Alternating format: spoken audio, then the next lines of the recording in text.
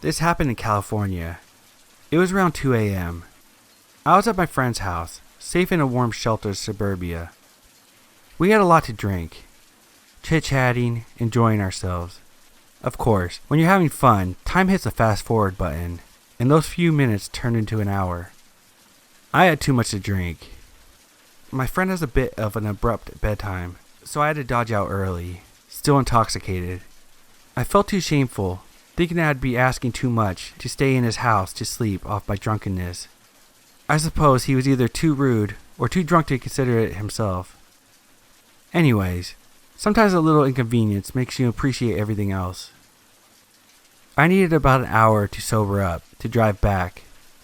As fast as time passed during my stay, it decided to drastically slow down as soon as I stepped out of the house. It was a cul-de-sac area, a concrete jungle, with the stem of the street breaking into a fork. Alongside the road, my car was parked. The only street light was in the middle of the cul-de-sac, about 80 yards away. I stumbled towards my car, felt the metal line up, opened my door, and shifted to the back seat. Because this was a dark, strange, unfamiliar neighborhood, I took the leftover newspapers and a sweater from my back seat to cover myself up.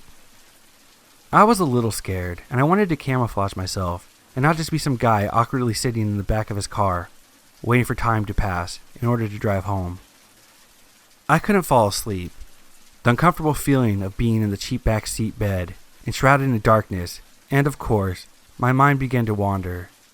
I thought of the worst case scenarios, like how the police would shine their lights at me through the window, or a drunk driver hitting my car, and wait, in the distance, about 100 yards away, I could hear footsteps approaching. The gravel scuffed with each step forward, growing in proximity, but periodically taking stops. I wondered why, until it all made sense in my mind. Whoever it was probably looking through cars carefully, with the intent to steal one. I couldn't recall how many cars were on the block, but I counted 3 full stops until he was at my window, breathing. I froze. There was no more than a foot between us.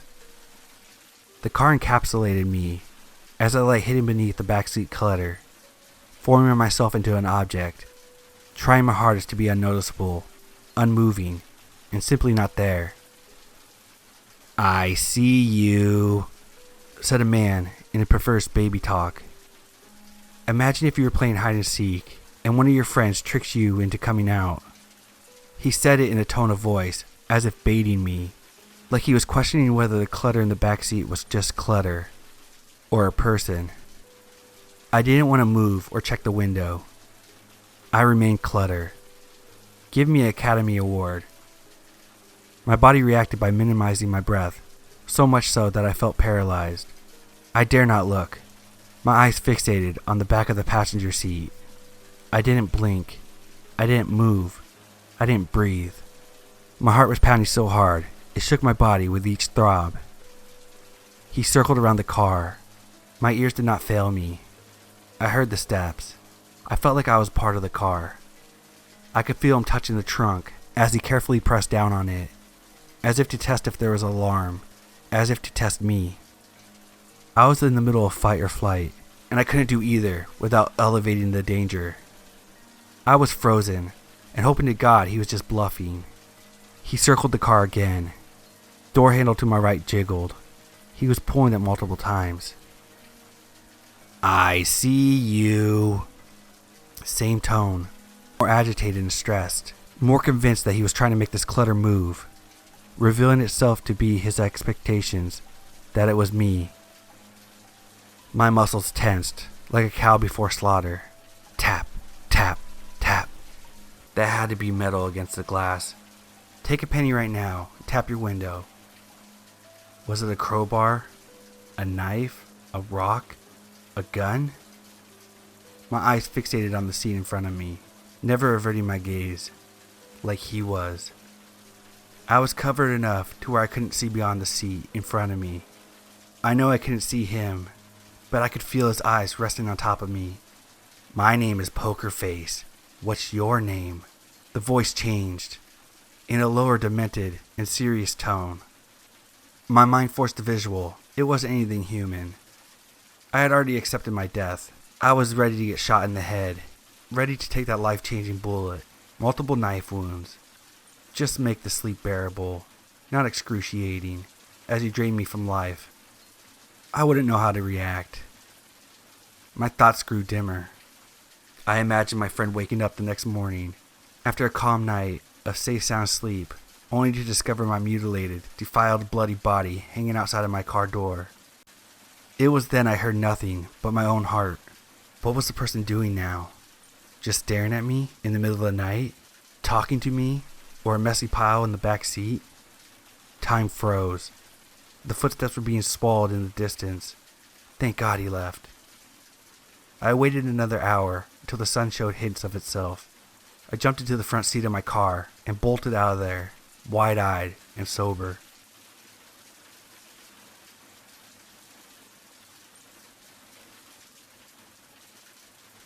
This happened in the early 2000s, and I was around 12 years old. My dad passed away 2 years before, leaving my mom, sister, and myself. To help cope with my father's passing, my mom took me to an animal shelter to pick out a dog, since having a large dog is something I always wanted. In one of the cages was a small shepherd husky, huddled up in the corner, that right away I fell in love with. When this incident happened, he was 1 year old, 90 pounds. My mom was working nights, and my older sister was taking advantage that my mom wasn't home, and would constantly leave me alone. I didn't mind though, because then she couldn't boss me around. Since when she was home, she would try being mom and telling me what to do, and when to go to bed. We lived in a small middle-class suburb with low crime rate, and I wasn't scared to be home alone. So this night, I was sitting home in the living room playing a video game, and had gotten up to go to the kitchen to grab a drink. In the kitchen, I had a clear view through the back door, and could see that the garage was open. I headed out to close it. My dog was sleeping in the basement, since he liked to lay on the cold floor during the summer months, and at the time I didn't think of taking him out with me. I step out the door and make it about 5 feet, when I noticed in the darkness a crouched shadow moving in the garage. I froze, trying to get my eyes to adjust to make out what the shadow was. It finally hit me when I saw the figure stand up and turn towards me. I was terrified and felt like I had been glued to the spot. I knew this person could see me since the back porch light was on and shining above me. At that moment, the figure started running towards me. I was too scared to move and let out more of a yelp than a scream. But that was all it took for my dog to hear, and the next thing I hear is him behind me, snarling and growling. I could make out it was a man, but no features, as he was now frozen, seeing the 90-pound beast behind me. He turned and ran for the back fence with my dog right behind him. The guy made it to the fence, and since it was only 4 feet, he hopped right over it before my dog got to him. After he got away, my dog came running back to me, and we went inside where I barricaded the doors. I don't know why I didn't call the cops, and I never told my mom or sister what happened. One thing that still bothers me was he had to know that I was inside, since the lights were on and the blinds were open. So why did he risk hitting a house where he knew someone was clearly home? The next morning, after my mom was home, I went outside and finally closed the garage, and noticed that he had been going through my dad's toolbox. I locked the garage and never told anyone what happened. I walked my dog to McDonald's and got him a hamburger and an ice cream cone for being my hero.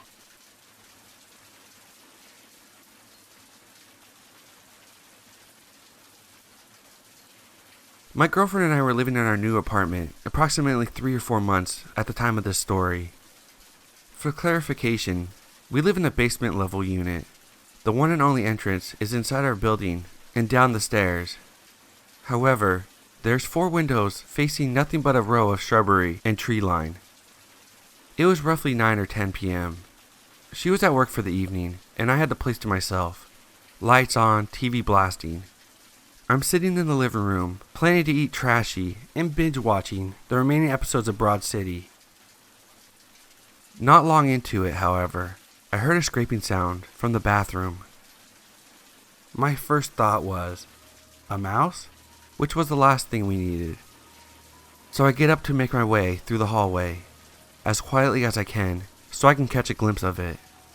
The closer I got, I realized the scratching wasn't coming from the bathroom, but from the window in our master bedroom. My next guess was that it was simply kids playing outside, as they tend to do, or the bunny I seen bouncing out there that morning. Even more likely, someone taking their dog out to pee. I paused, tried to hone in on what I was hearing, and only then I noticed the sound wasn't echoing from outside, rather scratching on the window itself. I stared into the bedroom and I noticed the sound stopped, and moved to the adjacent window next to it. A smaller bedroom that gave us the creeps, as is, it simply sits dark and is empty, aside from a few boxes of my clothing. We never used it. Thinking back on it, it was probably a bad idea. I'm a small girl, maybe 5'2", 90 pounds soaking wet, but I do have a bit of a spirit, and a tad bit of a temper. I had hoped on being discovered that whoever it was would run off. I caught him red-handed, so I yelled out, "I hear you, what do you want?" The scratching sound stopped instantly. I waited. After what I felt like an eternity, I assumed the coast was clear. I made my way to the windowsill, and slowly cracked open the blinds. I don't know why I did this, because there he was crouched, peering in at me with the wildest eyes I've ever seen on a person. He was most certainly strung out on something. He told me to let him in. As I was shocked, I almost laughed at his audacity, as if I was just going to swing the window open and let him waltz in. Using my remaining courage, I mustered up enough to tell him not so gently, "No, get the hell away from my house." He just told me to let him in, to which I informed him that I was calling the police, and hurriedly proceeded to do so. I even turned with the phone to face him as an added effect, hoping that this act would scare him or intimidate him, anything to get this man to leave. Unfortunately, it had the exact opposite effect. He was seething, raging, and particularly foaming at the mouth. He drew back and then punched the window, hard, repeatedly slamming his fist and palms against the glass. The window started to crack, blood flinging up like a gore-filled movie effect. I was out of there so fast, heart racing, slamming the door behind me. So tempted to run out the front door, but I was incredibly scared that he would just come around from the side of the building. It would take no time for him to do so. Feeling torn and trapped, I picked up the nearest blunt object and placed myself in between the two doors. I figured whichever one moved first, I'd go to the other. I still had the phone to my ear, urging the 911 operator to get someone here fast. In my panic state, I also feared that my girlfriend would be coming home soon. I messaged her, worrying about what was going on. Eventually I heard sirens, and not long later, Poundy came out the front door. The police had arrived. I explained to them what happened, and they searched the apartment and the area near the window. They came back with a set of keys that he had possibly dropped, but no sign of him, other than the broken window. They took a sample of his blood that was left on the glass. My girlfriend came home shortly after, having left work early and calling the police herself. I'm grateful she did. Maintenance had been notified, and they threw up a temporary boarding until it could be repaired. They never actually found the guy, or if they did, I never received any update on it. I definitely did not get any sleep that night.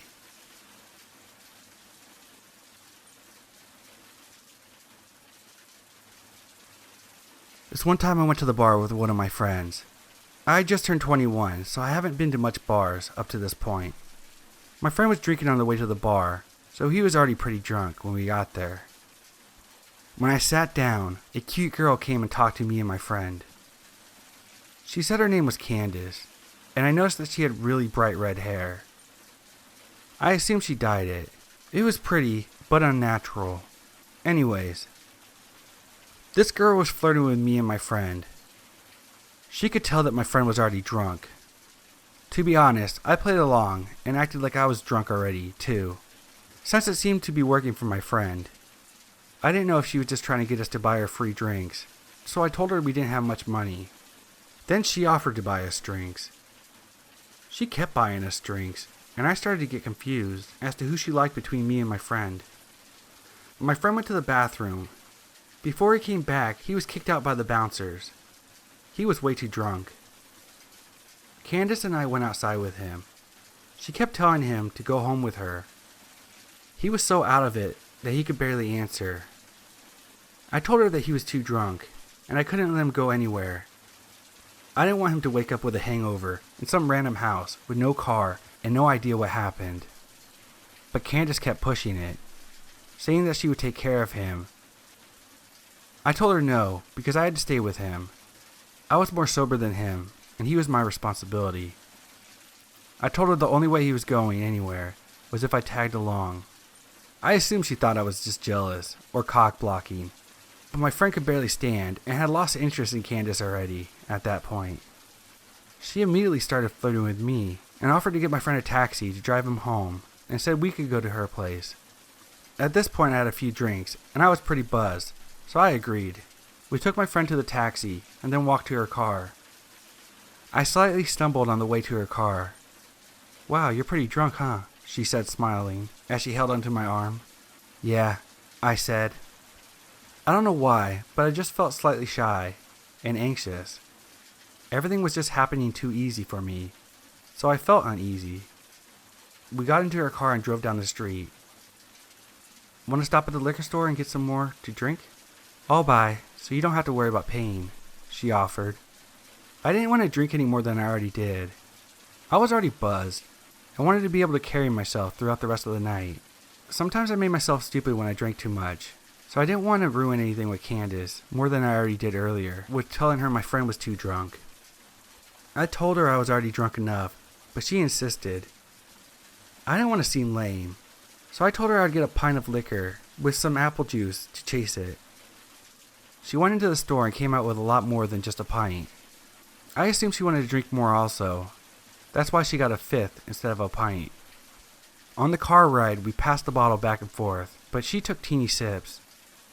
I also tried to take teeny sips, but she kept passing the bottle back to me, telling me to drink. At that point, I somehow managed to drink all my apple juice, and I pretended to drink the liquor by spitting the liquor into the apple juice bottle. I tossed the apple juice bottle full of liquor out the window before she saw it. I didn't want her to know I was acting drunker than I actually was, because she actually believed I was sloppy drunk when I was simply buzzed. I took a couple more sips of liquor to finish the bottle. Throughout the car ride, I kept calling her the wrong name to get a reaction out of her, but she didn't react to it. She just kept letting me call her Carla without correcting me. For some reason, I thought she lied to me about her name initially. We drove up to her house, and I pretended to trip and stumble into her front door. She helped me walk inside by holding me up. She opened her front door, which was unlocked, and we walked into her house. She closed the front door and locked it behind her. I thought it was strange, but I assumed she didn't want anyone walking in on us. I told her how to use the bathroom, locked the door, and looked in the mirror. I just felt strange. I felt like something was off. I also felt myself becoming more drunk from finishing the bottle earlier. I turned on the sink to make noise as I made myself puke the liquor out that I drank. I flushed and went back to the sink and started drinking tap water with my hands to sober up. I just didn't want to be too drunk, but I still wanted to hook up with Candace, so I wanted to pretend to be drunk. I turned off the sink and I could hear her talking to someone. "He's drunk as hell. He can barely stand up. You do it." Who was she talking to? And do what? I walked out of the bathroom into the living room. The moment I stepped into the living room, I saw her walking into another room. All I could see was the back of her head, the strange, very bright red hair going to another room. I didn't see her face or anything. The living room was pretty dark. "Hey, where you going?" I slurred like I was drunk. She walked back into the dark living room and came up to me. "Let's go into my room," she said. I looked at her bright red hair and then into her eyes. They were different. Her face was different. It was another girl with the same hair. That's when I realized it was another girl with the same wig on. It had been a wig the whole time. She changed it with a girl from earlier for whatever reason. My heart felt like it stopped, but I tried to look like I had no idea it was a different girl.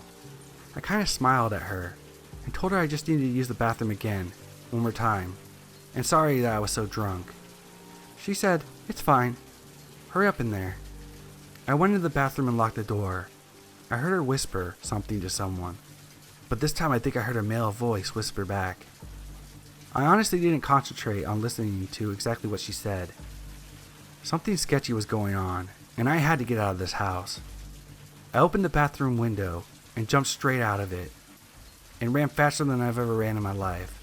I didn't look behind me or anything. I just ran through the backyard, jumped the fence, ran through someone else's backyard, hit a road, and ran towards the main road. I kept running down the main road until I saw a CVS. I ran into the CVS and stood straight in front of the store, in front of the camera. I called a taxi and went home. I try not to think of what happened that night. What was she or they planning that night? Why did she give me a fake name? Why was she trying to get my friend so drunk? I thought maybe a robbery, but she kept spending money on us, and we told her we didn't have much. She kept buying us drinks and even paid for my friend's taxi cab. And mostly, why did she wear a wig and give it to another girl to wear? Who was she talking to? What did it mean? And what was in that room that they tried to lure me into?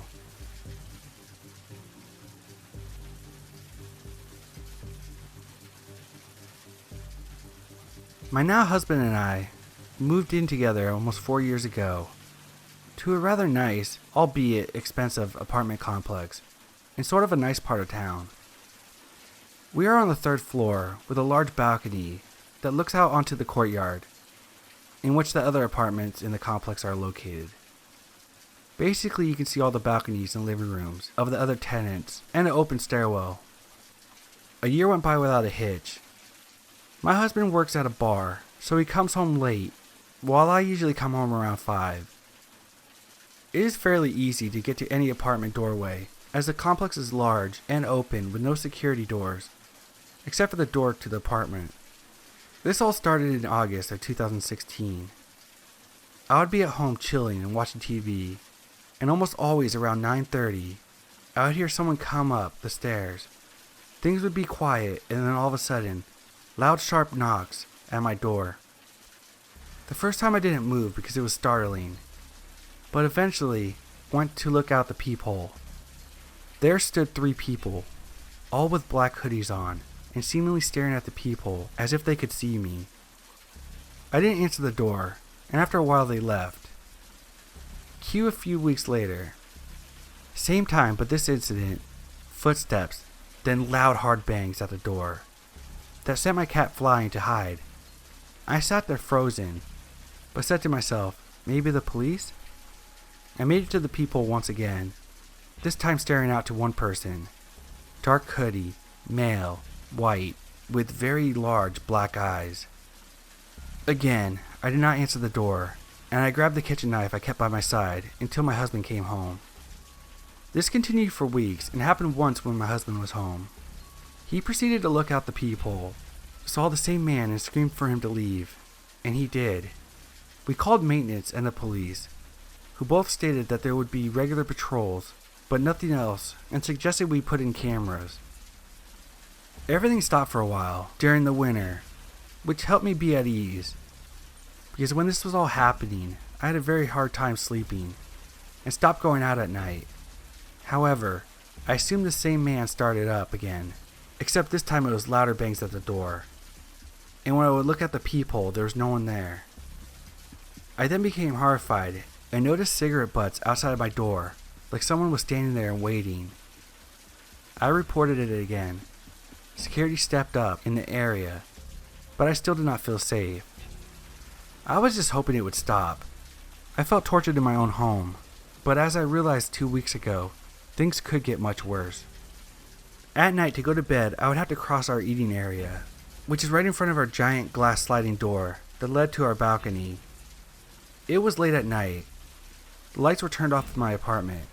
As I walked by and glanced over across the courtyard, I see the same man, standing at the landing of the stairs across the way, just staring right at my balcony. Just standing there, not moving, with his face in my direction. It was the same man that was at my door. I went numb, heart racing, chilled to the bone. I knew he couldn't see me because all my lights were turned off, and the stairway had lights of its own. But I was still scared shitless. I called my husband, who rushed over, but the man had already left. More reports to the front office, more promises of security patrols. This same creepy dead-eyed man with a hoodie continued to stand at the stairway landing, staring at my apartment. It has been 2 weeks and he does it every Friday night. I am horrified and have been having awful nightmares of him breaking in and strangling me in my sleep. So creepy black-eyed man, please, let's never ever meet.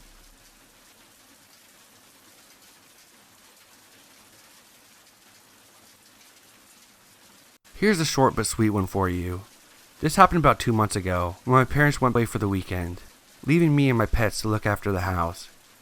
Usually I'm nervous to be alone at nights, cause I'm a weak 18-year-old girl with a few enemies in the town. There are teenagers who have assaulted and threatened me, and things like that, so of course when I'm alone I get a little paranoid. My parents decided to leave me on a Thursday night, which went uneventfully. So did Friday night. Finally Saturday night rolls around, and I'm playing some games with my friends. It's 2 a.m, and my dog is asleep behind me. The doors are locked, and the lights are off, and I'm feeling good. Until I hear something outside. It starts quiet, but gradually got louder and louder. Eventually, I realize that there's someone outside my house, yelling. Usually I wouldn't care. It's Saturday night, and people walk down the road all the time when they're drunk. Except this time, 5 minutes pass, and this person has gone nowhere. I sneak up to the window, and I lift the blind just enough to peek out the window. And there he is, a full-grown man, who I recognize, and later found out that someone in my family knows. He is looking directly into my window, with the most terrifying, angry look on his face. He stood in my driveway, facing my house yelling. It's been 10 minutes now. I'm a defenseless girl, and he's getting closer to my house, and getting increasingly angry. I should have phoned the police, but at the time I didn't know what to do. I rang my sister, and my heart was pounding, and my hands were shaking, and I told her what was going on. Luckily for me, she was calm about it, and asked me to shut the blinds and listen to see if he would leave. I couldn't make out any words, but he kept going on for 5 or 10 more minutes. Then I couldn't hear him. But I heard a smash. I was still on the phone, and I told my sister I swear I heard something smash, and I was scared that it might be the window or something. My dog is deaf, by the way, so he was unaware of all of this. My sister tells me to go downstairs and check, so I turn on the flashlight of my phone, and I slowly make my way downstairs. I'm basically ready to see this dude in my house, and get killed, or worse. But I check the windows and they're all fine. All the doors are locked, and I didn't see him through the peephole. My sister then tells me that she can hear him around her house. She has 2 disabled kids, so I was literally shitting myself thinking that he was trying to break in.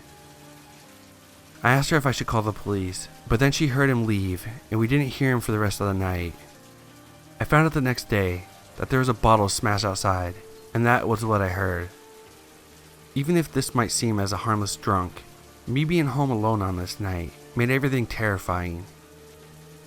If I hadn't closed the blinds and basically hid until he left, I don't know what he would have done, or been capable of. I haven't told my parents who we think it was, because he lives close, and I know that my parents would kill him. Even so, whenever it's late at night and I hear a man's voice outside my house, I always fear the worst. So drunk and potentially well-known man shouting at me from our driveway. Let's not meet.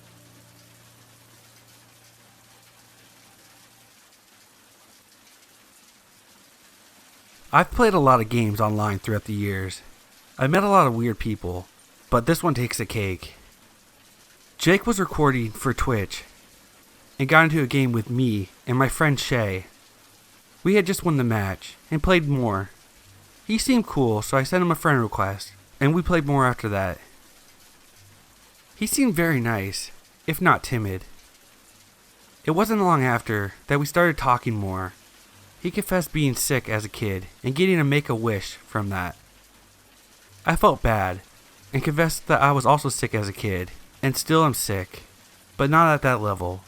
and it felt nice to talk to someone that understands chronic illness. Because of mine, I started playing online less, and I didn't think much of it until I got back online and my message box was filled by Jake. I talked to him about it, and he claimed that he was worried, and I told him not to worry because my family and my boyfriend were helping me when things got bad. As soon as I mentioned my boyfriend, he started getting passive aggressive and saying things like, "A good boyfriend could take the pain away, you know?" I brushed it off because my friend circle was kind of small, and I didn't want to lose anyone for small things. Less than a week after, I found out that he's in the hospital for attempting to commit suicide. And he called me from the hospital, which normally is understandable, but I had never gave him my number. When I asked about it, he mulled over the question and went on how he couldn't live without me and could treat me way better than my boyfriend does. I asked him again, but he continued how he was so scared to be kept there, and how if I told him I'd be there for him, things would get better. At that moment, I promised I would be honest if he was honest with how he got my number. As you can imagine, that got him to talk. He said he searched my username through the Google and found my Tumblr because I use the same username. Then found my Facebook, and then my mother's, and got my full name and looked it up, getting my number along with my address. I was stunned and hung up. I ended up blocking him through everything. All I could say is, I hope we never meet again.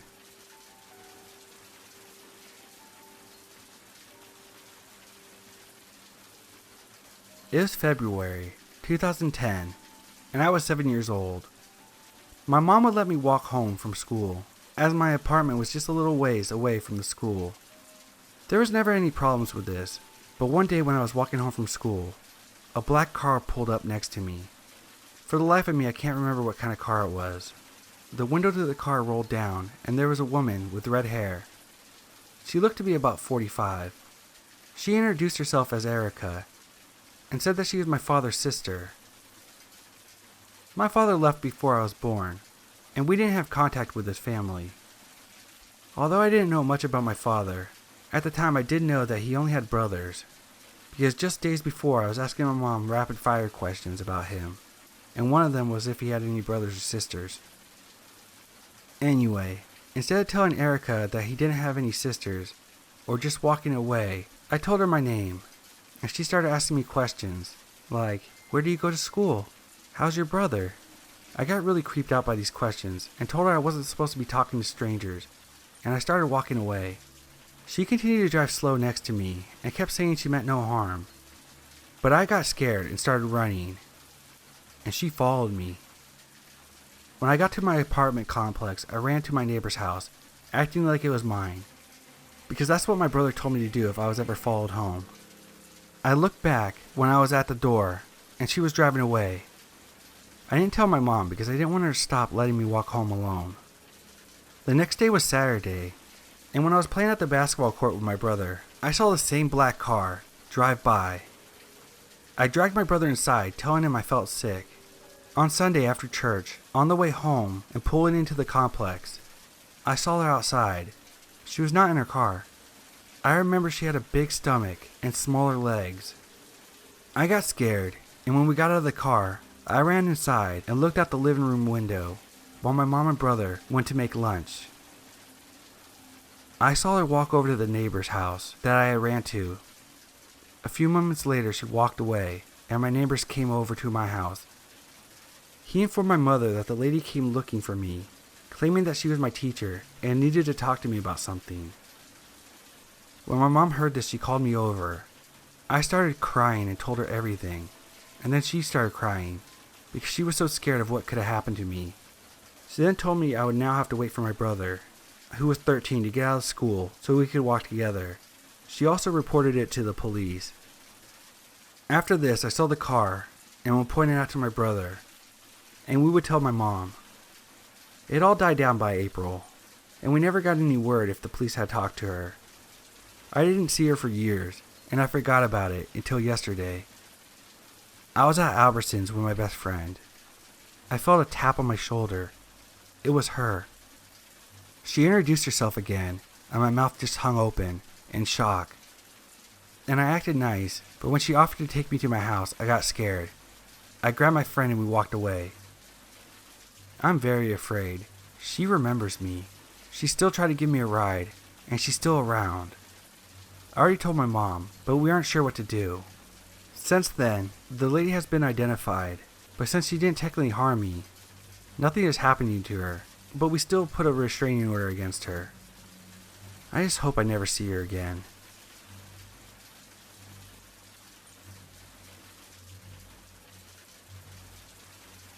This happened to me last Thursday, and I can't stop thinking about it. I'll start the story by saying I'm a 30-year-old female who lives with my fiancé and our 2 dogs. I have 2 huskies, one that is 2, and another one that's 4 months old. My huskies are not guard dogs to save their lives. They don't bark or howl. These dogs love people so much. My fiancé and his friends would walk in multiple occasions and the dogs don't make a peep.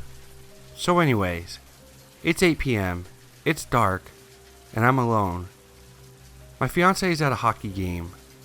I'm in the bathroom with the door closed and the blow dryer's going, so I can't really hear anything around me. That is, until I hear one of the dogs howl. I stop the blow dryer and listen, thinking that the dogs are fighting again. I hear a faint knock, and the dogs start to go apeshit, barking and howling, jumping into the bay window so bad that I thought they would break it. I'm thinking what the hell is making them go crazy like that? Maybe another dog or a skunk? I look out the bedroom window, as it's the closest view to the front door for me. Well, lo and behold, there are 2 men in hoodies standing at the front door. They start knocking louder, and at this time my 2-year-old husky jumps from the bay window to the front door and starts growling and ramming its body into the door. I'm watching this from my bedroom as a dog jumps into the door, and one of the men jumps back startled, looks at the other guy, and they just walk away.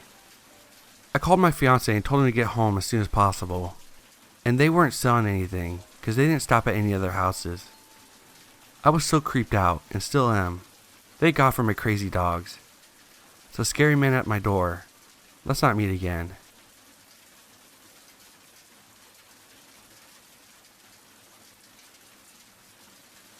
So when I was fairly young, around 10, my dad was going to throw out his dinosaur age computer after he had gotten a new one. I begged to have it because, that's a lot of independence for a 10-year-old. I eventually got my first email account and would email my friend back and forth. It was sort of our group messaging system for the early 2000s. Anyways, I started getting emails from this guy that I've never met. His name was Max. Max would always email me several times a week asking me a question about myself. My parents had always taught me about stranger danger, so I gave as little information as possible. But having a cool pen pal my age seemed fun. That was until he kept asking me more personal things. My family members' names, etc. I told my parents about it, and they ended up blocking him for me. I never heard from Max again until I got a Facebook message about 5 years later. It had only been days after I made my profile when I got a friend request. It was Max. I was scared shitless. I mean, who would wait 5 years and friend someone so quickly? He would have had to have been searching me, or else how did he find my Facebook so fast? It didn't make any sense. So I clicked his profile, and in his profile picture was a blurred face in a poorly lit room. He only had 4 friends. I immediately deleted the request and blocked Max from Facebook. It's been a couple years, and I haven't heard from him since. So Max, let's not meet.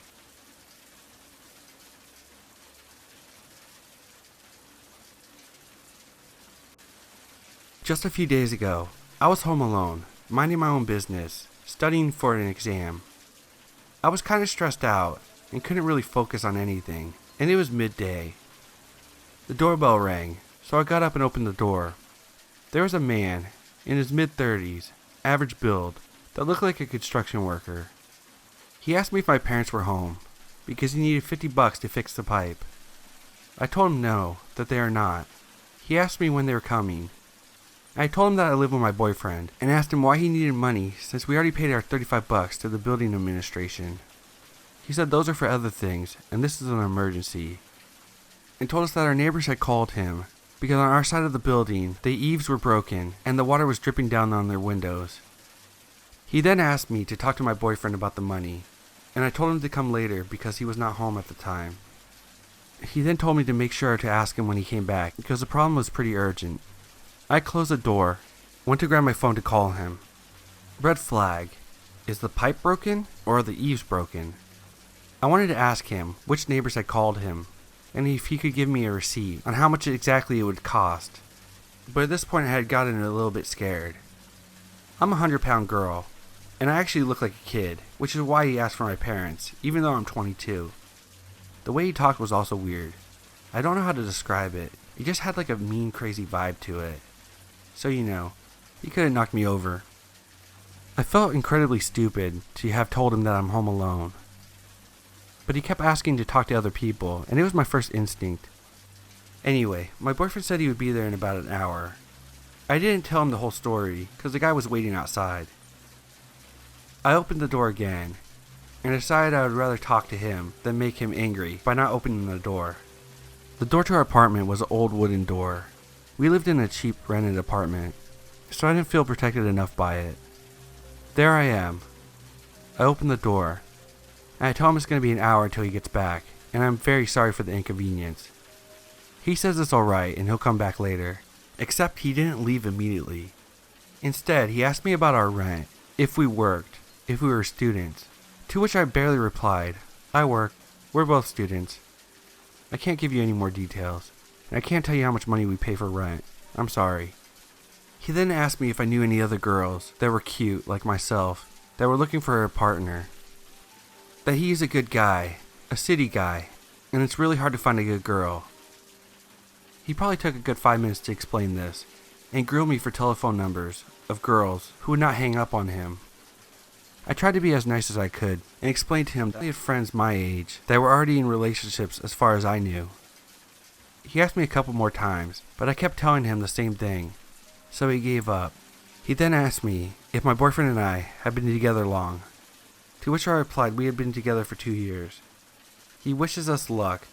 He then asked me which apartment was the administrator's apartment, and I told him, and he finally left. I told my boyfriend everything, and he came home as soon as he could. By this point, I felt like puking. I was so scared. I had given him too much info while trying to keep him calm. My boyfriend immediately said it was a scam, and went downstairs to talk to our administrator. She told him that he knocked on her door and asked her for $15, and that the girl on the 3rd floor, which was me, had sent him. She also told him that she knew he was a scammer, and that we should not worry. Just be careful. I'm scared. It seemed like he was planning a robbery. Like he got into the building, and he inspected all the doors, and chose ours because it's not the best door in the world. He asked me for money to see if I had it on hand. He asked me about the rent price to see if we have money, and if we have stuff in the apartment that's valuable. Or, maybe he was just asking for money because he thought people would fall for that. But why choose me? Our apartment.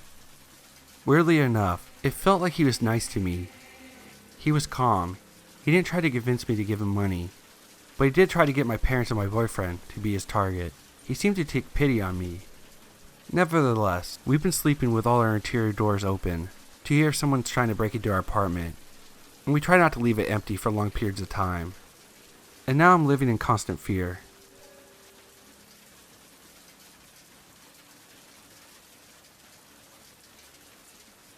Just to give a bit of background, I'm a female and I drive for Lyft at night. I'm on the shorter side, at 5'4", and have been driving for Lyft for nearly 6 months. I typically drive downtown Denver, especially on weekends when there's the most money to make. At this time, I've only had a couple truly scary encounters, and I drive 7 nights a week for at least a couple hours a night. This first scary one started out normally enough for that late at night. I had just dropped off a passenger in Aurora and was making my way back towards Market Street since the bars hadn't closed yet. I get a pickup that's on the way, and it's a nice enough area that I don't feel uncomfortable. But anyone that knows Aurora, Colorado, knows it's not really the best area, even with its few nice areas. A couple guys hop in, one in the front and one in the back, and they both have hoodies on and carrying backpacks. But this is Colorado, and it's almost 1:30 in the morning, so it's not that odd. Where it gets odd is after they get in. I give them my normal greeting, and they completely ignore me and shove their backpacks onto the floor and pull their hoodies up while shielding their faces from the windows with their hands.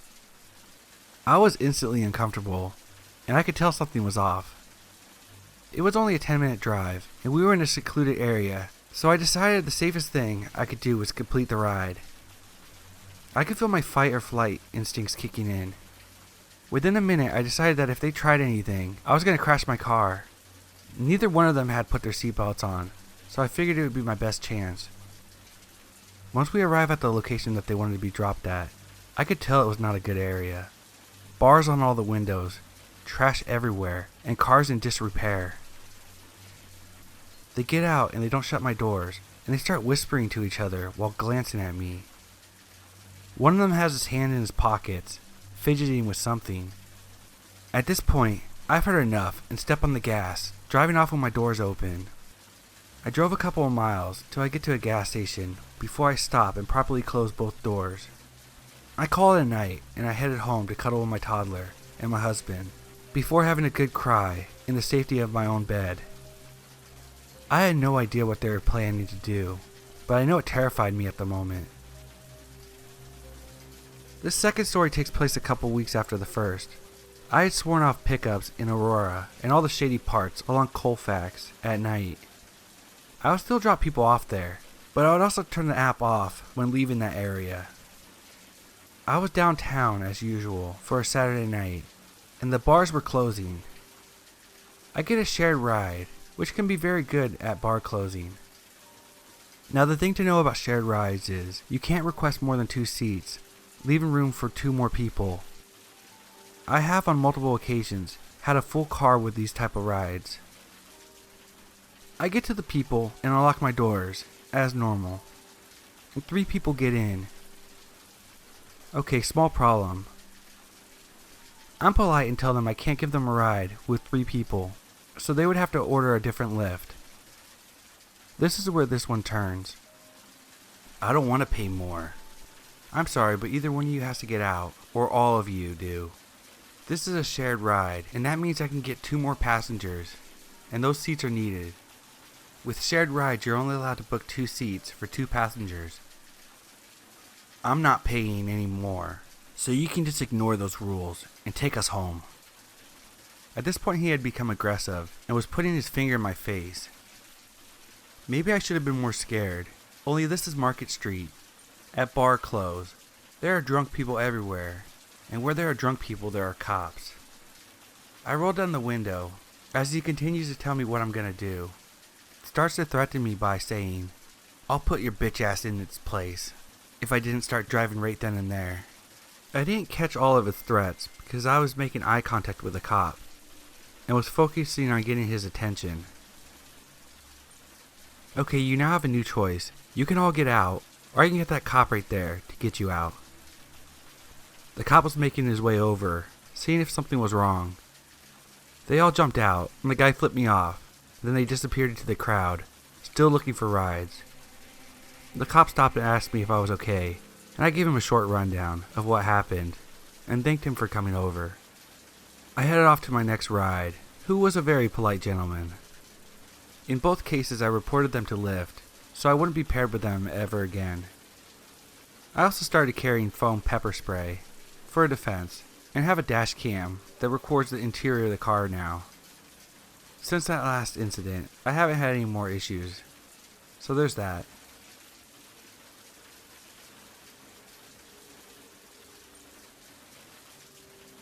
So this happened a few years ago, and I'm not much of a rider, so sorry if this story seems jumbled. This started towards the end of my 8th grade year. Basically, my friend had this guy who followed her on Instagram and would comment on all her posts, telling her how pretty she was.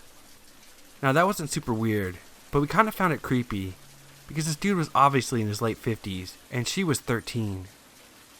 It eventually escalated. He started messaging her every day. Not anything overly creepy, just mainly small talk at first. Eventually he finds my page, and starts to comment, but I don't post much pictures of myself online. and basically a majority of it was doodles and pictures of my dog. Now, this guy's account also mainly consisted of art, and most of it was actually pretty good, so I didn't mind him commenting on my art at first. Eventually though, he also started to message me and tried talking to me. Now, I have pretty bad anxiety, and I hate coming across as mean, so I wouldn't really respond with words unless he asked me a direct question. Mainly what I did was just heart it, or a smiley face. Stupid, I know. So this continues for a few weeks, and over the time, I learned that this guy can randomly just blow up.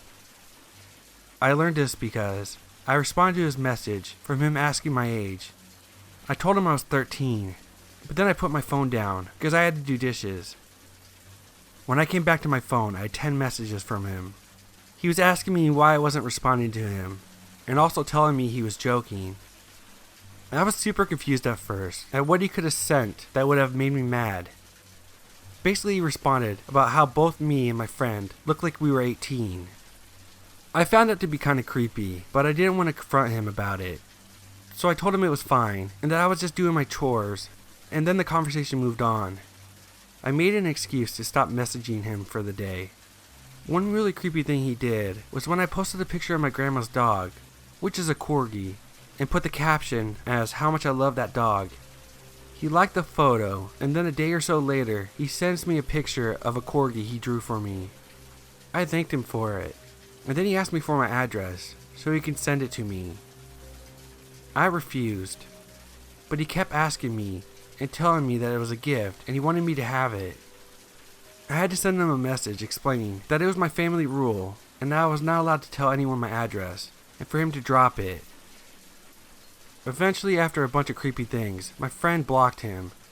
So he started ranting about it to me, saying that she shouldn't be creeped out by him, and he was just trying to be nice.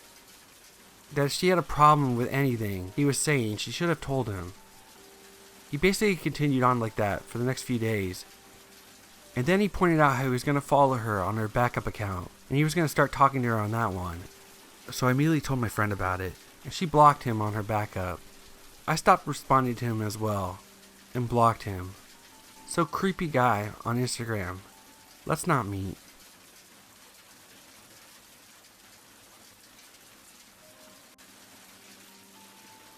This encounter just happened 3 days ago, and I'm still pretty shaken up. I'm an 18-year-old female student, and from where I'm from, July is our exam period for everyone. So I dragged my backpack everywhere. Anyway, it was 7 a.m. My exam was going to start at 9 a.m., so I decided to call an Uber. The car arrives on time, and I get in. Now, I'm not the type to judge someone with one glance, but for some reason this driver made me feel very uneasy. He was in his mid-40s. He had dark black circles around his eyes, and was smirking a lot. He was silent for a good 10 minutes, but then started asking me questions. He asked me if I was a student. I didn't want to answer that, thinking he would try to hit on me, so I just lied, and told him that I was a proctor, hoping that he would back off. Oh, how wrong I was.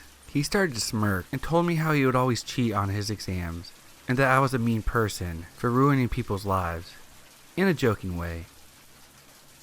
I don't know why I did this, but I chuckled at his comment, and this probably triggered him, thinking that I was liking this.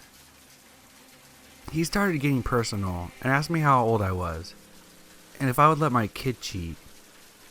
I lied and told him I was 34, and that I had a 16-year-old kid. Mind you, I look pretty damn old, I'm overweight, and I don't have the best genetics. I hoped this would drive him off since I was old and had a kid, but instead, he just got creepier. He told me I looked like a strict person, and asked me if I had a whip in my backpack.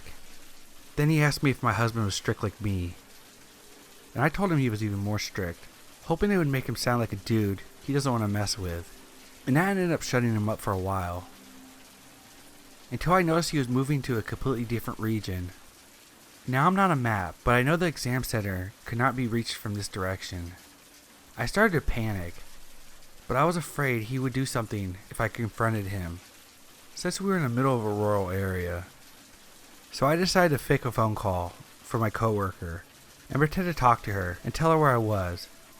I told her I was in the Uber and that I would be there soon. And I shit you not, when he heard this, he turned the car around and went back in the direction we came from. He still continued to make flirty jokes, and I swear this turned my blood cold. As we were approaching the center, he told me that I should catch someone cheating, and then come back with him, and let him drive them so he can make some extra money, and after that he would take me to my address. The creepy part was he studied my address. He was looking me in the eyes and said, "I know where you live." I still remember he drove a blue Nissan. If I ever need an Uber again, and I get paired with a blue Nissan, I will cancel it no matter what. I didn't call the company because I was afraid he'll come back after me, since he knows my address. I just didn't want to associate with him or anything. So creepy Uber guy, whose intentions I don't know, let's not meet again.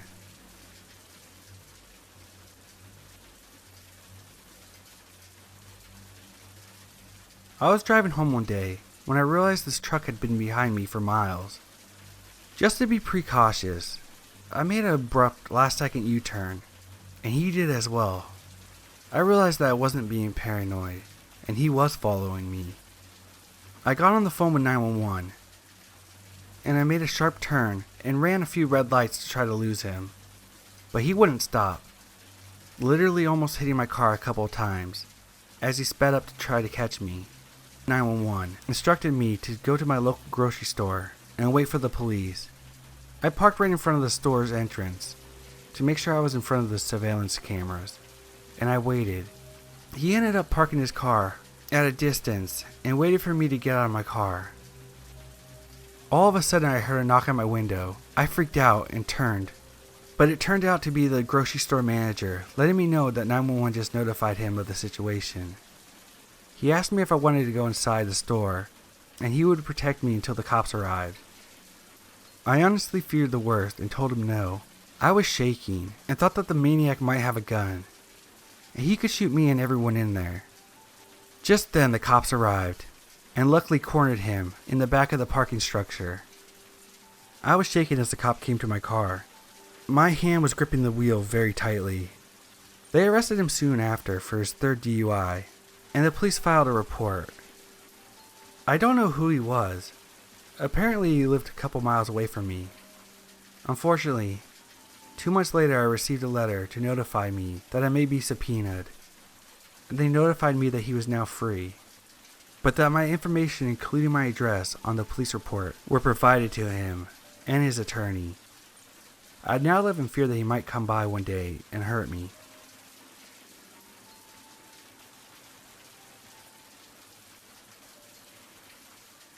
This happened about a year ago. I'm 16 now, and he's going to be 20 in August. We met through the internet, and it turned out he lived in the city right next to my village. I was 12 then, he was 16. We ended up losing contact rather quickly. After 2 years, I texted him again, because my friend edited a photo of him, and dared me to send it to him. He seemed nice. We had a lot of shared interest, and talking with him felt pretty natural. I was used to our age differences, because for some reason, I never met people my age, so I didn't really mind. He took the bus to my village a couple of times, and we hit it off pretty well. He even met my best friend. Then I heard he had a Skype call with one of my online friends, that he told her how his last girlfriend supposedly killed herself because of him. Because of the horrible things he said to her. My friend felt like he was beginning to crush on her, maybe because she's nice and all too kind. The other friend voiced her worry over him. My friend told me about it, and I asked him why he told them, but not me. He said I was too immature to understand. That made me upset. I was the person that introduced him to my friend group, and now he's trying to forcefully cut me out. My friends ended up having enough of him and cut him out instead, but I didn't. I kind of felt bad for him. He was an orphan. He lived alone and had issues with alcohol and had a lot of trouble with depression. Losing 3 people in his life could have been devastating to him, so I kept messaging him, maybe out of pity. After that, he turned very, very creepy, very fast. Suddenly he started calling me darling. I was over the moon, a puppy dog crush on someone I knew I could never date. But it gave me hope that maybe, just maybe I could. He spent a lot of time with me, sent me pictures and videos of him going about his day. Nothing unusual. Until one time, he called when I was busy playing a video game on my laptop. I don't remember what was said exactly, but I do remember him being very excited that I was 15. 15 was the legal age in Poland. I was excited too. I don't know why. I remember being very stiff, even though it was just a harmless phone conversation. The joke was, until February, because I turned 15 then, and he was supposed to visit. I felt like I owed him everything, just because he had issues with his mental health. He told me that his psychiatrist said that she'd never met anyone so young that had lived through so much. Even though our conversations were never about depression, I felt bad for him. That's why I never said anything that he said creeped me out, or made me feel unsafe, because I was afraid he'd feel worse and do something to himself. He told me that he had tried to kill himself multiple times, so what if I was the reason he tried again? He already told me about the issues of being abandoned and loneliness. When he visited, I learned that he still had feelings for his dead ex-girlfriend. He played a song that was their song. Every word in it described their relationship, and he was close to crying, and I had no idea what to do. He put me in a situation that even though he knew I wasn't equipped to deal with it. Once when I was upset, I told him that I don't want to be cheered up. I just didn't. I wanted to be alone. So instead of that, he sent me tons of text and pictures saying cheer up. It was the one time I set some sort of boundaries, and he broke it immediately. I had a school trip in October, and I had a good time, from what I remember. But for some reason I just lost all my feelings for him then and there. Maybe because, for once, I didn't force myself to feel bad for him, and constantly check if he was online, and if he wants to talk or something happened to him. I cut contact with him later, very, very slowly. I deleted him off of things that he never checked, blocked his number, and blocked him on Facebook. He noticed, but I never looked back. Later on, through another friend, the only one that kept in contact with him, I learned that his ex wasn't really dead. And then the screenshots of him moving in with a girl 2 years older than he is, who oddly had the same name as his ex. He sent a picture that was supposed to prove that he was in a psych ward, but even my friend refused to believe him. I don't know what he's lying about in the end, or if he was lying at all. Next school year, I'll be going to school in the city he lives in, and I know he's still here. But I hope we never meet again.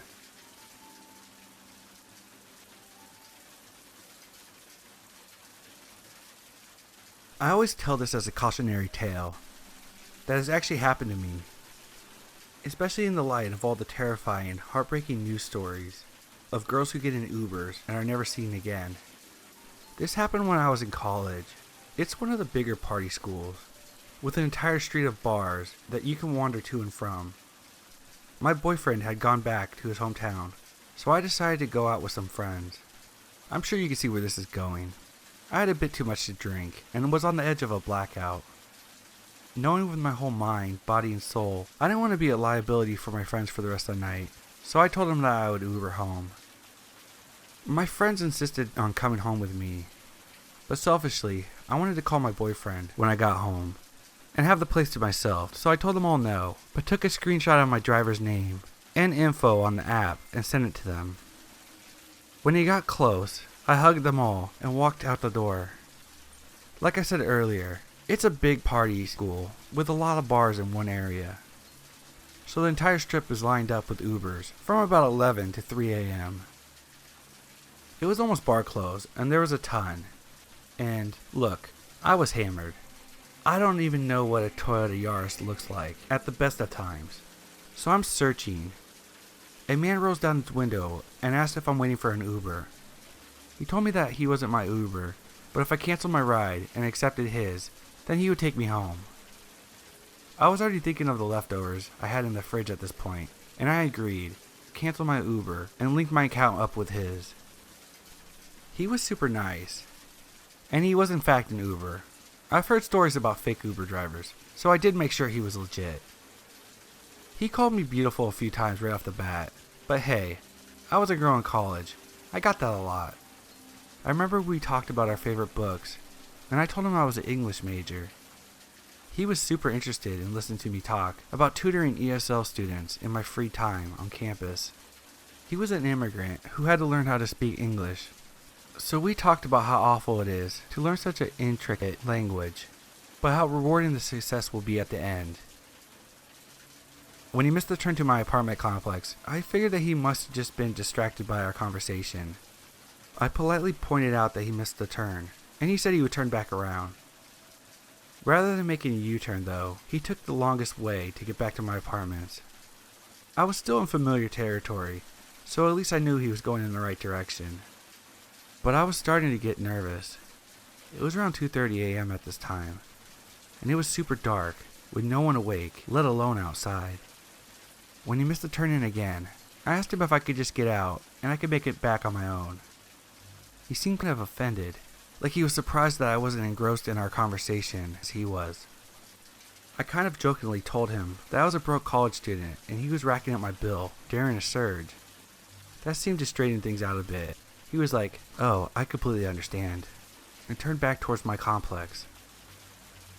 I was honestly so freaked out and drunk at this point that as soon as he pulled into my complex, I was like, "Okay, right here is fine. Thank you," and pulled the door handle when he came to a stop. It didn't open. I hit the little lock latch. Still nothing. "Let's go get some coffee," he said. He clicked the button on the app to say that the trip was completed and clicked out of the app altogether. At this point, I'm just trying not to look as freaked out as I feel inside. I told him that I was tired and it was late for coffee, and that's the last thing I needed at the moment. I tried the door again, just to make sure I wasn't drunk and handling the door wrong. It still didn't open. "We should just sit here and talk until you feel better," he explained to me. "Or we can go somewhere private too, if you like. Do you live alone up there?" At this point, I'm frantically digging through my purse, looking for my phone. Screw being polite. When he asked what I was doing, I told him that I promised my boyfriend I would call him when I made it home safe. This was the wrong thing to say. He got pissed that I had a boyfriend, and that I hadn't told him about him. He asked me what his name was, what he did for a living, and where he was right now at this very second. When I gave him half-hearted answers, he got even angrier. He demanded to know why a boyfriend of mine would be stupid enough to leave his girl alone with another man. He repeated this twice. At this point, I'm trying not to cry. I figured my phone must have fallen under the seat, so I start digging around down there. He demanded to know what I was doing. I gave him my best impression of a genuine laugh and said I dropped my phone. He told me to stop digging around in his things immediately. I stopped. Mind you, I was still drunk as hell at this point. I was trying to keep my shit together and not vomit or pass out. I tried the door a third time. Still nothing. He asked if I wanted to get coffee again, even kind of begged a little. I told him no. He asked me if I lived alone again. I lied to him and told him I had a roommate. He asked if it was my boyfriend and I said no. He kind of got angry again, and then straight up asked if I made up my boyfriend. I told him no, and he got angrier, and again asked, why would he leave you alone with another man? I'm usually pretty good at reading people, and I got the vibe that this guy thought he was a knight compared to my boyfriend. So I lied, through my teeth. I told him I was going to break things off with my boyfriend, and we weren't even really that serious, and that he was an idiot to leave me alone like this. Thank whatever God that was watching over me, but that did it. He calmed down and said that changed things. He asked if I wanted to get coffee again, and I changed my answer to, not tonight. He asked me for my number, and I gave it to him. Luckily I did, because he called and made sure it was my real number. My phone buzzed from between the seat and my door, and I fished it out. He grabbed my phone from me and demanded that I show my boyfriend's contact info. When I did, he deleted it and gave me a big smile. Feels good, doesn't it? I told him yes. He saved his number in my phone and gave it back. I told him goodnight in hopes that he would release me, and he told me he just wanted to talk a little longer. I had to stay locked in the car with this guy till 4:30 in the morning. I don't even remember what we talked about. He asked me if he could hold my hand at one point. I said I needed to break up with my boyfriend before I did anything with another man. And he liked my answer, thankfully. When he finally let me out, I walked up the wrong building steps and crouched down in the shadows of some random person's doorway until he drove off. I sat there for another 10 minutes, then sprinted to my apartment. After crying on the floor in my kitchen for a while, I called my boyfriend and explained to him what happened. His response was the same one I get from everyone when I tell the story. Report that Uber. Even though he didn't know which building in my complex I lived in, he still knew where I lived. I was terrified of seeing him again. I was terrified of calling an Uber. To this day, I refuse to Uber alone, and I make sure I have my phone in my hand every time I get into the Uber now. I realized that things could have been a lot worse, and maybe he was a good guy with the wrong line of thinking, and he did mean well, but I was terrified. I thought I wasn't going to make it to my apartment that night. Please be cautious when getting into an Uber. Don't be like me. So Uber driver from hell, I know we've technically met before, but I'm going to have to rain check on that coffee date. Forever. Let's not meet.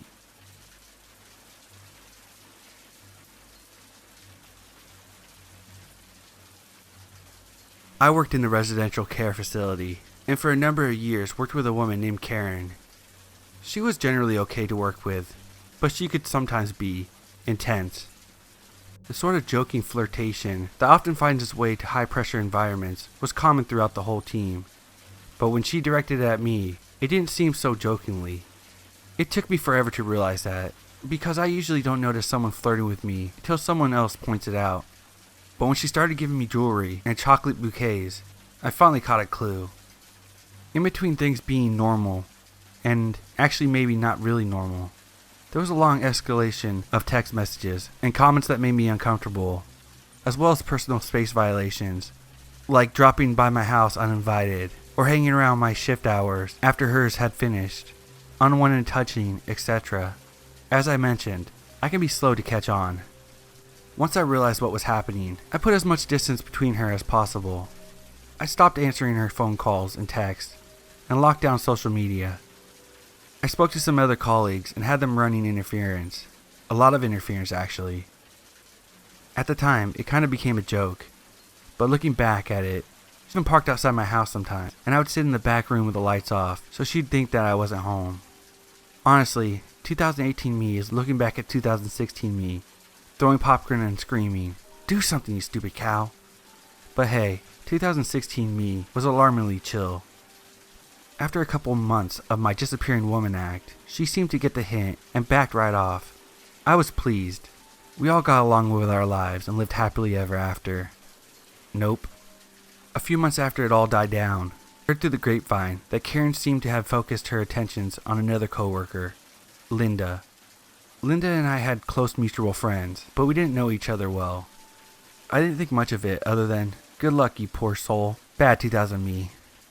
A few months later, I get a call from out of the blue from a mutual friend that Linda and I share. He asked, "Were you dating Karen?" No. I was shocked. He had been aware of the awkward details of my experience with Karen and had helped me run interference. He explained that he had been talking to Linda, and she asked about my relationship with Karen. The story that follows still sounds like fantasy to have actually happened in a sensible grown-up workplace. Karen had been catfishing her own best friend, Amanda, posing as Linda. In a string of emails, Linda and Amanda had discussed Karen's drug problem, her abusive, dangerous ex, none other than yours truly. Linda coming out to her family after her brother caught her in bed with Karen, and more.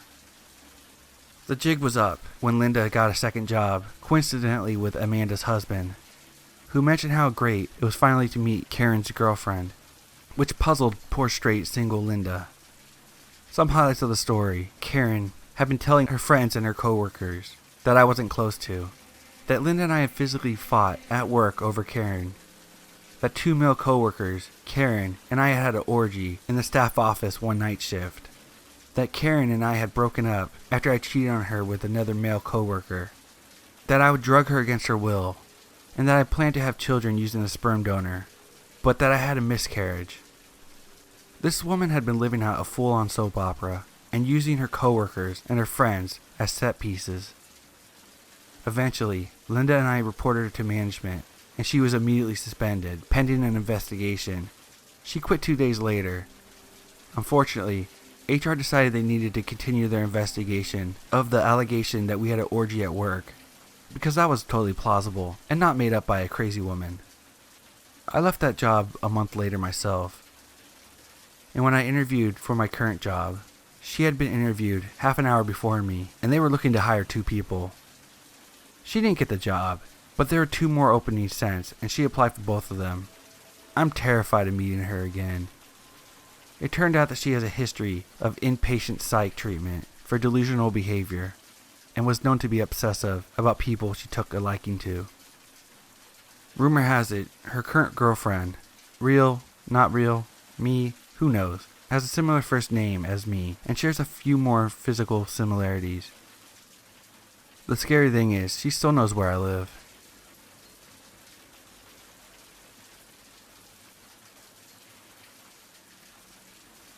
So this happened to me on April 25th, and I still can't shake off how terrifying and strange it was. So I was home alone, getting ready for my noon college class that morning, and I opened my blinds to let some natural light in. I glanced out the window to see a man in his mid-30s wearing a baseball cap roaming around my property. He had his hands on his hips, walking with a weird bit of confidence. Our yard is kind of like a cliff, and it overlooks 5 acres of our property down below. I live in the Pacific Northwest, so it's a scenic view. I was really confused, and thought maybe it was a worker that my mom had hired for the renovations on the house, and he was just admiring the view. I'm a bit uncomfortable at this point, because the dude walks to the side of my house, out of sight. I head upstairs only to see him now roaming around my front yard, looking at things, checking out my house, etc. He still doesn't see me at this point.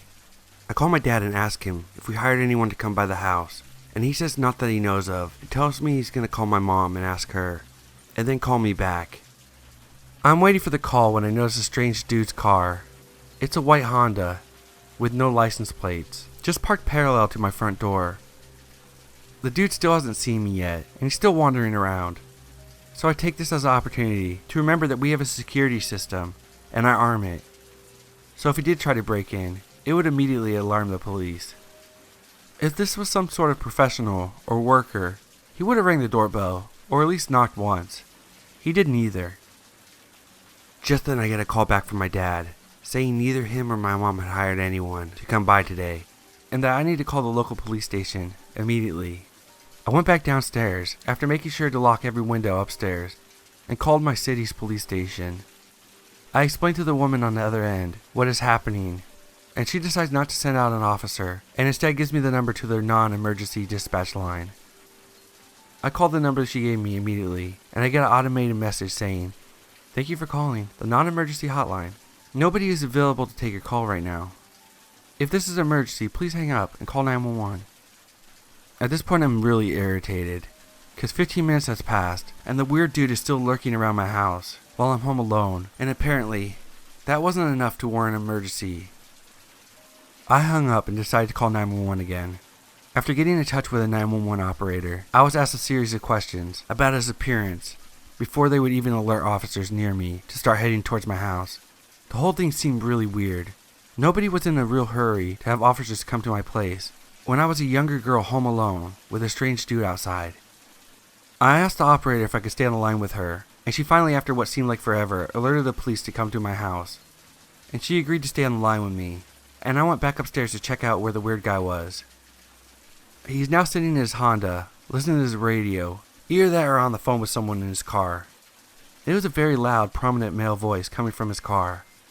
Then all of a sudden, I hear the voice tone you can hear when someone hangs up on you, and the operator was no longer on the line. I was really confused when my thoughts were interrupted by an unrecognizable phone number calling me. I assumed it was the operator calling me back. Instead, I was greeted by a really creepy heavy breathing. I'm not really sure who it was, but it really freaked me out. I hung up immediately and dialed back 911. I had been pretty calm to this point, But that phone call put me in panic mode.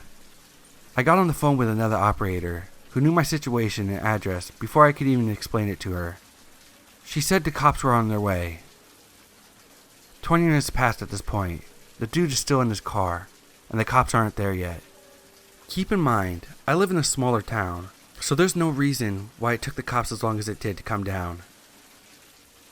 Finally, this dude is leaving my driveway, right as the cops pull in. They stop him and ask him a few questions. Another cop comes to my door and hands me a sketchy-looking flyer saying, "It's just a landscaper. He said he has an appointment." I was really relieved and irritated that it was just a dude that my mom had hired, until I realized it wasn't. I called my mom back and said, "The cop said it was just a landscaper that you hired, and that he had an appointment." My mom replies with, "I can assure you, we never hired a landscaper. We don't even need one." So dude, who could potentially be posing as a landscaper to traffic people or rob people's houses, let's not meet.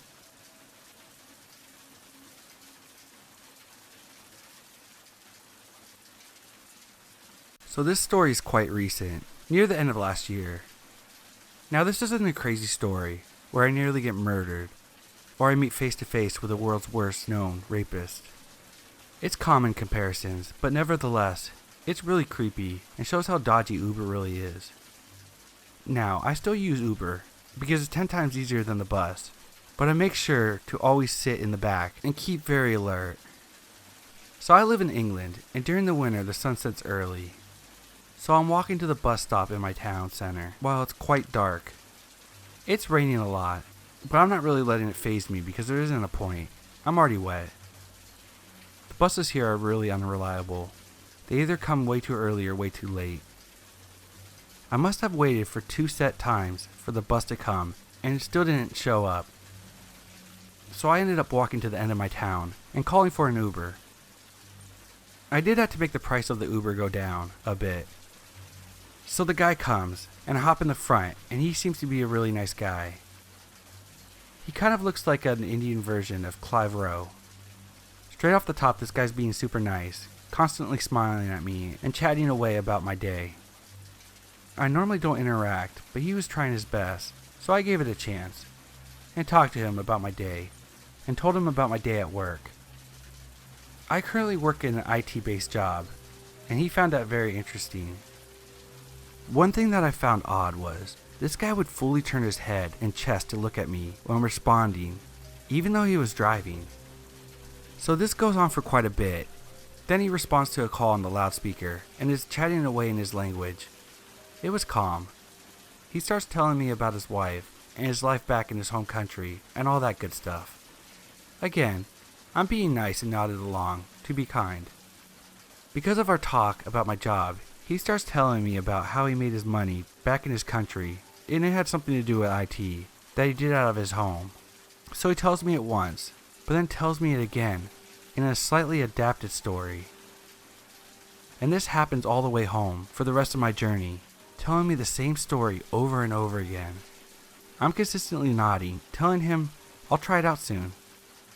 So we pull up beside my house and he turns to me again and starts telling me about his job, asking me if I'll try it out. I'm like, yeah, I'll give it a look. I go to hop out the door and say thanks, but the door is locked. I'm making it obvious I want to get out by pulling out the door. So instead of unlocking the door, this guy tells me about his IT job, but this time, he's patting and grabbing my thigh. Now, for someone that I know, that could be a nice gesture, but for some random ass Uber driver, that is far past creepy.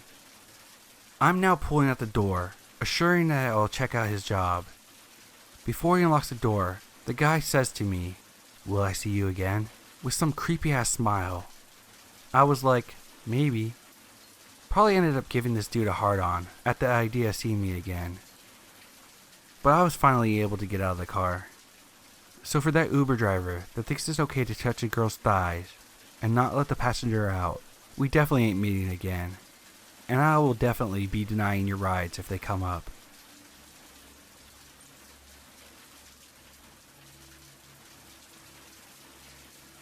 This is something that happened to me a couple months ago.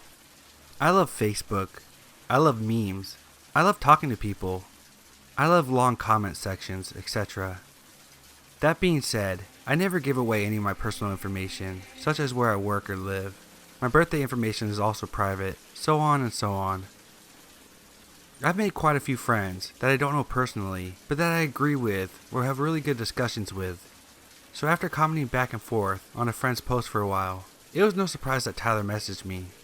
It started off fairly simple. We just talked about the post we commented on, how-do-you do's, and common interests. I was excited to have a new friend. He seemed pretty interesting, and we had a lot in common. I'm not a beauty queen or anything, but I let him know, after about an hour of casual conversation, that I was taken happily. I enjoyed his friendship, but it wouldn't lead to anything more, since I was getting married next year. He seemed a little upset, but respectful. I told him good night, went to sleep, thought nothing of it. The conversation continued a few days.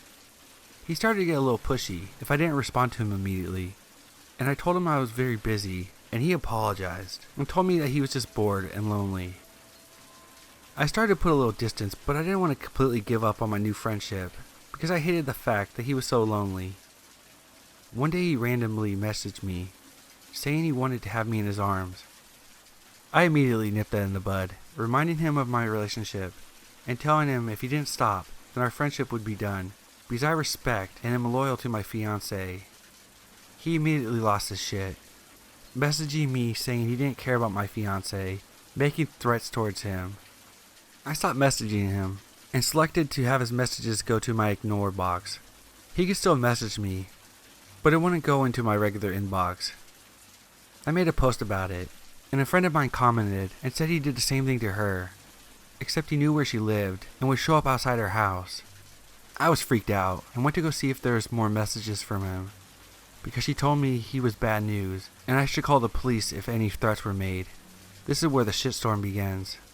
He messaged me over a dozen times. Different things. Started off kind of taunting for me not answering. Then moved on to him messaging me about some asshole who cut him off when he was driving and was too slow for his taste. Then he was saying he was going to shoot the guy, and it would be my fault since I made him angry by ignoring him. I messaged him, telling him to leave me alone and stop replying for a while. He started messaging me, narrowing down where I lived. That really freaked me out, as I had never told him where I lived or anything remotely close to my house. The only thing I had ever said was that I'd talk to him later because I was going to Arby's and my phone was dying. Yet somehow he knew I was 7 minutes away from Arby's by my house, exactly how long it takes me to walk there. And there are several Arby's in my city. Then he started narrowing down which street I lived off of, down to knowing a 4-door black sedan that was linked to my address, which there was. It was in my sister's name when she registered it as an Uber. This was enough for me, and I called the non-emergency hotline. The police refused to do anything, of course, saying until he actually showed up or did something, there's nothing that could be done. Never mind that he was sending me pictures of dead people and saying that that was going to be my family, and he was narrowing down my address. Unless he actually showed up, I was screwed. All I could do was apply for a protective order, so I did. Tyler kept messaging me, so I told him about the protective order in place, and he needed to leave me alone. He responded that there's nothing that could be done until he was served and signed it, which was true. My fiancée is in IT and has a cousin who is pretty tech savvy as well, and managed to get the last couple of addresses Tyler had. But the police couldn't find him at either of those. We had license plate numbers, address, full name, birthdays, etc. Yet he seemed to be untraceable. He stopped for a while, but the day of my court case to have the PO extended for 2 more years, he started again. My fiancé filed criminal charges for a threat he had made. He said, someone could come shoot you in 15 minutes. And his last known address was exactly a 15-minute drive from my house. I spent the last couple months completely afraid. He was arrested and served finally. I think he was speeding or something. And it turns out he has a history of this. Multiple charges, all dropped or dismissed. They dropped everything, from felonies to a misdemeanor disorderly conduct charge, with 12 months suspended jail time, depending on his behavior. They couldn't prove it was him, and not someone else behind the keyboard, especially since we never met face to face, in real life, before his court date. Even though I had 2 people that received messages from him and had seen him face to face as well. I can't sleep. The slightest noise wakes me up, panicking. It's been hell for my family. So Tyler, let's not meet.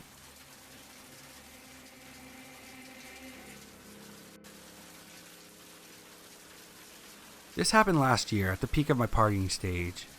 I was at a friend's house drinking until about 2 a.m. I was pretty drunk and decided to call an Uber to take me home. The car pulled up, and I have this habit of sitting in the front seat with the driver. He was a young man, around mid to late 20s, and I don't remember too much about what we were talking about, but I do recall his compliments going from, "You're really pretty," to, "You're really hot." And he kept on saying I reminded him of his mom, which was weird, and I found it even more strange, considering that I was only 19. But I tried to laugh it off, because I didn't want to appear rude. I asked him to swing by a drive-thru at a burger spot, because I was hungry. We got the food, and he was supposed to take me home, but I noticed that he was driving in the complete opposite way of where my house was. I looked at his map, and it kept telling him to turn around. So I asked him where were we going, and I remember him looking over at me and saying, "Oh, you don't want to come over to my house?" I remember I completely sobered up at this time. "No, please take me home." I don't recall if we continued talking after that, but luckily he took me home and I never heard from him again. I reported him the next day. What really upsets me is he clearly knew I was inebriated, and he tried taking advantage of me. I can't imagine what would have happened if I never spoke up. It's safe to say, I won't be Ubering alone at night anymore. So creepy Uber driver who tried to take me home, let's not ever meet again.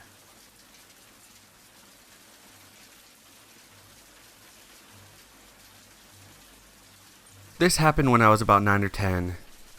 My parents rarely left me home alone, but when they did, it's mostly because they got adult stuff going on. Like going to a relative's funeral ceremony, visits in hospitals, or something like that they didn't want to bring me along because I'd be scared, and I would act awkward. So in this case, when they left me on my own, that gloomy evening, that ended up scaring me for my life, they told me that they would be back for dinner, but in case my mom prepared some spaghetti, and told me to eat it and go to bed if they weren't home by 8:30. They had the door key, and begged me not to lock the deadbolt, so they could unlock the door without my help. As soon as they left, I began to do my homework, so I could finish and play some video games for about 2 hours straight. I was really into this game and barely checked the time, but when I did, it was already 8 p.m., and this is when my nightmare started. I paused the game to reheat the spaghetti in the microwave when I heard the interphone. I lived in an apartment on the 5th floor, and in order to unlock the main door from the ground, we had to use this interphone. You could unlock the main door with the keys, but my dad told me that they'll still call me from the interphone to make sure I was sleeping or not. I answered the call, presuming that it was my parents. I said, "Hello?" but no answer followed. Then I continued with, "Okay, it's unlocked now." Still no answer. It felt strange to me because they would always say something before coming up, but I thought they were just in a real hurry to see me. That's how naive I was. But things got worse. After waiting 15 minutes, I started to realize that it wasn't my parents on the interphone, because I was just living on the 5th floor, and it doesn't take you 15 minutes to take the elevator, or even to climb the stairs. So I must have just unlocked it for some random stranger. But I felt like, no big deal, because no way in hell the stranger was going to guess which floor I was living on.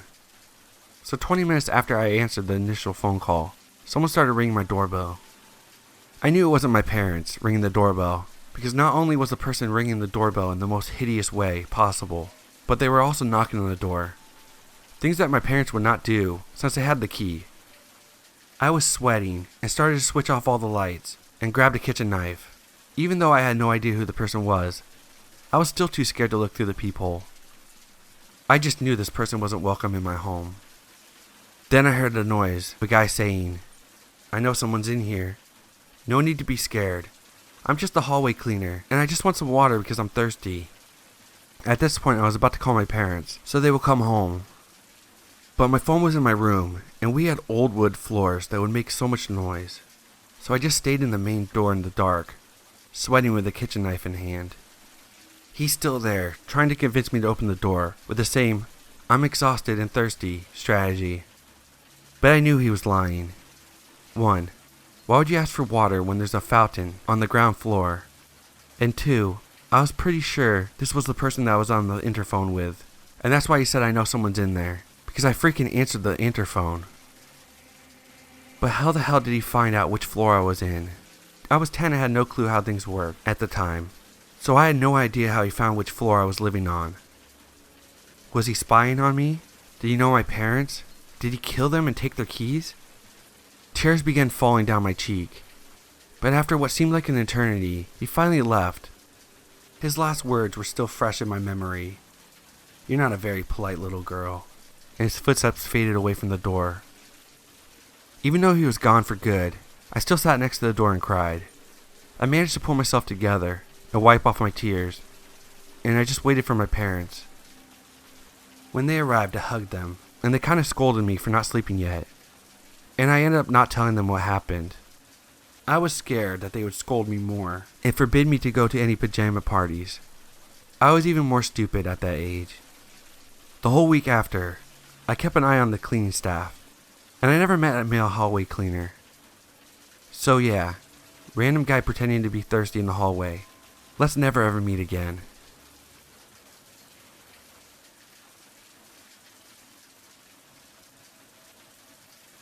I'm sharing this experience from literally last night because it's creepy as hell, and I want people to learn from my experience.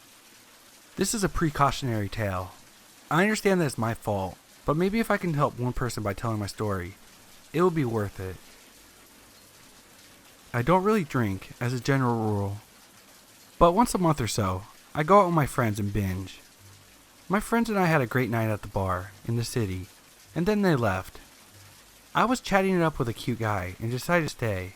I went back to his place. I'm ready to head home, so I call an Uber to pick me up. I don't know where I am. I know I'm in the city, but not the exact location. I order the Uber, but it's taking forever. Requesting, so I cancel it and try again. Pretty soon a car pulls up. I drunkenly mumble something like, "Is this the Uber?" And I hop in. Big mistake.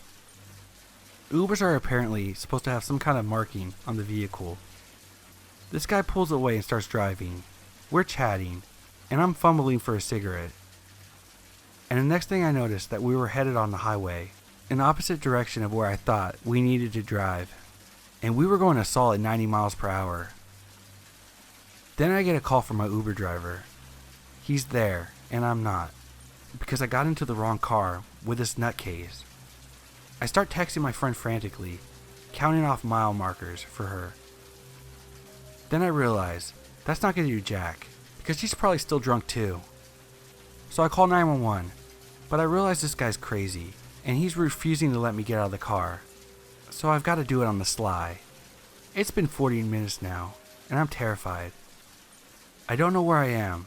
I don't know who this is, and we're driving over 100 miles per hour, weaving in and out of traffic. This guy's trying to get me to hang up my phone call. "Yo, get off the phone. Who the hell you calling? You better not be no snitch." So I don't want to do anything that might provoke a violent reaction from him. I start chatting to the 911 dispatcher, as if it was my friend, praying that they'll catch on. "Hey girl, it's me. I'm with someone right now. We're driving past Emerald. No, sweetie, it's not my Uber. I thought it was, but it's not. It's a shame you can't come and meet me and bring friends." Thanks, sweet baby Jesus, the operator catches on. He gets me to stay on the phone for a while he sends cops, and we develop a code. If I see a cop, I'm supposed to casually put my hand out the window, which looks semi-normal because I'm smoking a cigarette. We pull into some random little housing complex, and he busts out some powder and forms 2 lines. I relay this to the operator, in code. "Oh girl, I wish you were here right now. This guy just busted out the coke. You'd love it. He's taking a really big bump. Man after my own heart." Pretty soon, I can see the lights of the cop cars, so I start waving my hand out the window. At this point, I don't care if he's onto me or not. I don't know if he has a weapon, so I slump down in my seat, just in case things get hot. The cops surround us, get him out of the car, and then once it's safe, they get me as well. They whisk me away to the hospital for a drug test and evaluation, and that's where my story ends. On my way to the hospital, as I'm explaining this to the officer, I find out that of this guy's 40-ish years on Earth, he's been in prison for almost 30 of them, for violent offenses. I want people to learn from my mistakes. If nothing else, call 911 and stay on the line.